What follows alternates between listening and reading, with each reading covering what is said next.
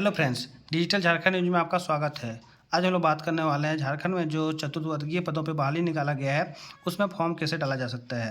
अगर आप झारखंड के पलामू जिला में निकाला हुआ चतुर्वर्गीय पदों में फॉर्म भरना चाहते हैं और उस फॉर्म को कैसे भरना है, तो उसके बारे में इसमें पूरी जानकारी दी गई है कि आपको क्या क्या करना पड़ेगा। स्टेप बाय स्टेप बताया गया है कहाँ पे क्या भरना पड़ेगा पूरी जानकारी के साथ। तो अगर आप फॉर्म भर रहे हैं तो इस वीडियो को लास्ट तक बढ़िया से जरूर देख लीजिएगा, क्योंकि अच्छे से अगर फॉर्म नहीं भरते हैं तो आपका आवेदन रद्द कर दिया जाएगा। सबसे पहले यहाँ पर देख सकते हो आप चतुर्वर्गीय पदों पर बहाली निकाला गया है। झारखंड के पलामू जिला में ये बहाली निकाला गया है, जिसका विज्ञापन संख्या की बात करें तो 1/2025 है। इसमें भरना कैसे है इस फॉर्म को, तो सबसे पहले देख सकते 1 नंबर में आवेदित पद का नाम दिया गया है। तो आप जिस पद में बहाली में फॉर्म भर रहे हैं उसका एक पद का में आप यहाँ पर लिख सकते हो किस पद में आप फॉर्म को भर रहे हो। जैसे हम पलामू समाहरणालय में फॉर्म भर रहे हैं, वहाँ पे का चतुर्वर्गीय पदों में फॉर्म भरना है तो उसका हम नाम लिखे हैं। और भी 3 पोस्ट लिखा हुआ है, शिक्षा विभाग में है और कौन कौन से विभाग में है, सॉरी हम भूल गए हैं। तो आप वहाँ पर देख करके अपना जो पोस्ट पे फॉर्म भरना चाहते हैं उसका नाम यहाँ पर लिख दीजिएगा। सेकंड में पूछा है आवेदक का नाम, पहले में पूछा है हिंदी में लिखने के लिए बताया गया है। तो आप सबसे पहले यहाँ पर हिंदी में अपना नाम लिखिएगा और सेकंड में अंग्रेजी में लिखने के लिए बताया गया, तो दूसरा में आप कैपिटल लेटर में लिखिएगा अंग्रेजी में। तीसरा पॉइंट पूछा है कि आपका लिंग क्या है, अगर आप महिला हैं तो महिला डालिएगा, अगर पुरुष हैं तो आप पुरुष डालिएगा। चौथा में पूछा है अगर आप पुरुष हैं तो अपना पिताजी का नाम दीजिएगा, और महिला का अगर शादी हो चुका है तो वो भी अपना पति का नाम दे सकती है। तो चलिए पिताजी का नाम बात करते हैं। चौथा में अपना पिताजी का नाम जो दीजिएगा सबसे पहले आपको हिंदी में लिखना पड़ेगा ऊपर में, और सेकंड में आपको इंग्लिश में कैपिटल लेटर में लिखना पड़ेगा। 5 नंबर देख सकते हो आप किस कोटि से आते हैं उसको आप फिल करना पड़ेगा। जैसे सामान्य से आते हैं, अनुसूचित जनजाति से आते हैं कि अनुसूचित जाति से आते हैं, तो हम सामान्य लिख दिए, हम सामान्य से आते हैं। तो उसके बाद अस्थायी पता का बात किया गया है 6 नंबर में। तो अस्थायी पता में आपको क्या डालना है, तो अस्थायी पता में सबसे पहले आपको अपना गाँव का नाम डालना पड़ेगा। उसको ग्राम दिया हुआ है तो आपको ग्राम अपना डालना पड़ेगा, ग्राम कहाँ है उसको डालना पड़ेगा। पोस्ट ऑफिस यहाँ पर डालने के लिए बताया गया, आप अपना एरिया का पोस्ट ऑफिस डालिएगा कहाँ यहाँ पर पाया जाता है। थाना मेरा नारायणपुर है तो आप अपना थाना डालिएगा क्या होता है, आपका ज़िला कहाँ पे वो डालिएगा, और आपका पिन कोड क्या होगा उसको डालिएगा।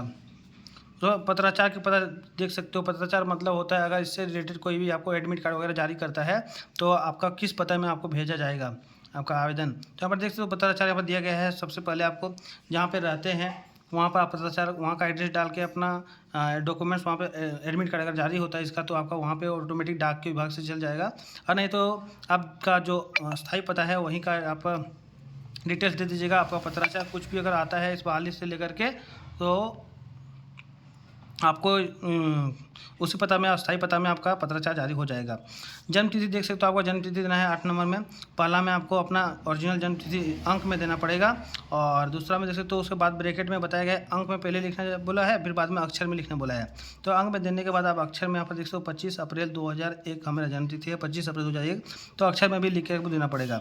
उसका उम्र पूछा है कि कितना वर्ष हो रहा है, कितना महीना हो रहा है और कितना दिन हो रहा है, उसको भी डिटेल्स यहाँ पर मांगा गया है। तो आपको जो कैलकुलेट करना पड़ेगा कितना दिन, कितना महीना और कितना वर्ष हो रहा है आपका एज, तो 15 जून 2025 से कीजिएगा अपना डेट ऑफ बर्थ के साथ, और वर्ष और माह और दिन निकाल के आप यहाँ पर फिल कर दीजिएगा कि किस टाइप कितना आपका डेट ऑफ बर्थ, कितना साल हो रहा है, कितना दिन हो रहा है। सही पर 2 निशान चाहिए, तो आप देख सकते हो कुछ भी अपने अपना सही का निशान देख सकते हैं। जैसे हम यहाँ पर दिए हैं कि बायां हाथ पर एक तिल है और सिर पर एक कटा हुआ निशान है, 2 निशान दे दिए, आप कुछ भी निशान दे दीजिएगा। यहाँ पर ज़्यादातर बेहतर आपका रहेगा तिल वाला। अगर आपका तिल है 2 निशान में 2 तिल दे सकते हैं, जैसे बायां हाथ हो गया, पैर हो गया, सर, मुँह, कहीं पर तिल है तो आप वहाँ पर अपना निशान दे सकते हैं। शैक्षणिक योग्यता की बात करें तो आपको इस फॉर्म को भरने के लिए 10वीं पास होना चाहिए, और कौन से बोर्ड से आप 10वीं पास किए हैं, CBSE से किए हैं, जैक से किए हैं कि ICI बोर्ड से किए हैं, उसका डिटेल्स यहाँ पर दे दीजिएगा। कौन से साल में आप पास किए हैं उसका ईयर दे दीजिएगा। प्राप्तांक, आपका प्राप्तांक कितना आया एग्जाम में 10th में उसको लिखना पड़ेगा, और कितना प्रतिशत आप लाए हैं 10 में वो भी लिखना पड़ेगा। यहाँ पर देख सकते हो अभ्यर्थी 15/11/2017 के आयोजित लिखित परीक्षा में सम्मिलित हुए हैं। इसका बहाली 2017 में इस बहाली का परीक्षा हुआ था क्या, अगर आप उसमें सम्मिलित हुए हैं तो हाँ दे करके आप उसका रोल नंबर दीजिएगा। अगर आप इस बहाली में इस परीक्षा में शामिल नहीं हुए हैं 2017 वाला पलामू जिला का, तो यहाँ पे नहीं दीजिएगा। और 12 नंबर देख सकते तो 12 में पूछा है क्या आवेदक पलामू जिला का निवासी है। अगर आप पलामू जिला का स्थानीय निवासी हैं तो हाँ कीजिएगा, नहीं है तो नहीं कीजिएगा। आवेदन शुल्क की राशि एवं पोस्टल ऑर्डर कार्ड या फिर बैंक ड्राफ्ट संख्या, अब जो आप बैंक ड्राफ्ट मंगाते हैं, जो एप्लीकेशन फीस में मांगा गया है 250 रुपया और 125 रुपया, तो उस बैंक ड्राफ्ट का यहाँ पर नंबर लगेगा, उस बैंक ड्राफ्ट का यहाँ पर नंबर आप फिल कीजिएगा। यदि आप दिव्यांग हैं तो उस दिव्यांग का प्रमाण पत्र जो आपको मिलता है तो प्रमाण पत्र संख्या यहाँ पर दीजिएगा, और उस प्रमाण पत्र जब आपको मिला है उसका तिथि यहाँ पर नोट कीजिएगा। तो बात करते हैं क्या आपको खेल कूद में कोई सर्टिफिकेट वगैरह प्राप्त है तो उस प्रमाण पत्र प्राप्त है तो उसका संख्या यहाँ पर दीजिएगा और उससे कब आपको जारी किया गया था उसका पत्र यहाँ पर दीजिएगा। उसके बाद बात करते हैं दूसरा पेपर के, तो दूसरा पेज में आपका इस टाइप का आएगा। यहाँ पर 16 नंबर है जो किसी कारणवश दाग पड़ गया है। इससे पूछा गया है क्या आवेदक अनुसूचित जाति, जनजाति, पिछड़ा वर्ग, अत्यंत पिछड़ा वर्ग या फिर आर्थिक रूप से कमजोर वर्ग के सदस्य हैं। यदि हाँ तो प्रमाण पत्र संलग्न करने के लिए बताया गया है। इन अनुसूचित जाति, जनजाति, पिछड़ा वर्ग, अत्यंत पिछड़ा वर्ग, आर्थिक रूप से कमजोर वर्ग वालों के लिए यहाँ पर प्रमाण पत्र देने के लिए बताया। प्रमाण पत्र की संख्या पर उसमें फिल कीजिएगा। निर्गत तिथि मतलब जाति प्रमाण पत्र आप यहाँ पर दे सकते हैं। और आवासीय प्रमाण पत्र भी 17 नंबर मांगा गया। अगर आप स्थानीय निवासी कहाँ का है उसका आवासीय प्रमाण पत्र की संख्या लगेगा। उस आवासीय प्रमाण पत्र को कब निर्गत किया गया था, कब जारी किया गया था उसका वहाँ पर डेट लगेगा। नियोजनालय में निबंधन संख्या, नियोजनालय में जो आपका निबंधन बनेगा उसका आपको यहाँ डेट, निबंधन संख्या लगेगा। और आप कहाँ से फॉर्म भर रहे हो तो आप अपना गांव का नाम दीजिएगा, जिला का नाम नहीं दीजिएगा। जिला का भी नाम अगर दे देते हैं तो कोई भी दिक्कत नहीं है, इसलिए हम यहाँ पर जिला का नाम भी दे दिए हैं। स्थान पूछा है कहाँ से हम फॉर्म भर रहे हो उसके बारे में यहाँ पूछा गया है, तो आप गाँव का नाम दीजिएगा तो बेटर रहेगा। और जिला का भी अपना नाम देते हैं तो कोई दिक्कत नहीं है।